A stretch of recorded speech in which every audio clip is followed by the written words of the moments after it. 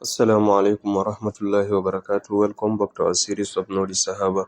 Our Sahabi today is Abbas ibn Abdulmutallib, the uncle of the Prophet sallallahu alaihi wasallam. His full name is Abbas ibn Abdulmutallib, and among his wife is the famous Sahabiya al-Fadl, and his famous son is the famous Abdullah ibn Abbas. Abbas is older than the Prophet sallallahu alaihi wasallam by 2 or 3 years, and together with Hamza were the only of the uncles of the Prophet sallallahu alaihi wasallam that accepted Islam. In pre-Islam and up till Islam, Abbas have the honor of being the one that serves water to the pilgrims during the Hajj, and it continues in his progeny even after his death. Even before Abbas accepted Islam, he never did anything to hurt any Muslim, and he did many things to protect the Prophet sallallahu alaihi wasallam as an uncle. During the Battle of Badr, the Prophet mentioned 4 names that they shouldn't be killed because they don't have any intention to fight. They were forced to the battlefield, and of them is Al-Abbas. Al-Abbas was then captured by an Ansari with the help of an angel, and at the time of collecting the ransoms, Al-Abbas said he is already a Muslim, but the Prophet said, "No, I'll only judge from what's outside." And Abbas said he doesn't have any money. The Prophet ﷺ then told him of his money that he had in Mecca and the details of it.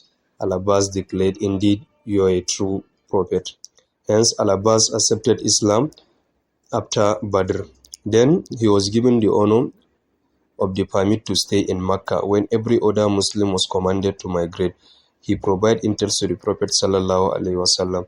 But right before the conquest of Mecca, Al-Abbas left Mecca to Medina, but the Prophet was already on his way to Mecca. So Al-Abbas met the Prophet and the Muslims on their way, and Abbas got the reward of the Hijrah without making the Hijrah.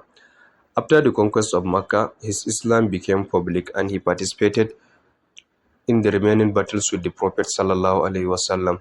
And it's in the Battle of Hunain that his status was demonstrated. When the Muslims started running helter-skelter, only few remained, and Abbas was the head of them. In fact, he is the one holding on to the stirrup of the Prophet ﷺ's horse. And the Prophet asked Abbas to call out to the Sahabas. He has a booming loud voice. After the death of the Prophet ﷺ, he lived a quiet life. And during the reign of Umar radiallahu anhu, when there is a severe drought, Umar asked Abbas to make dua that it rains. He did, and it rains later on. Toward the end of his life, Abbas lost his eyesight, and he passed away in the 32 year after Hijrah at an old age of 85. May Allah have mercy upon the uncle of the Prophet sallallahu alaihi wasallam and unite us in Jannah. Amin ya hayyu ya qayyum. Wassalamu alaikum.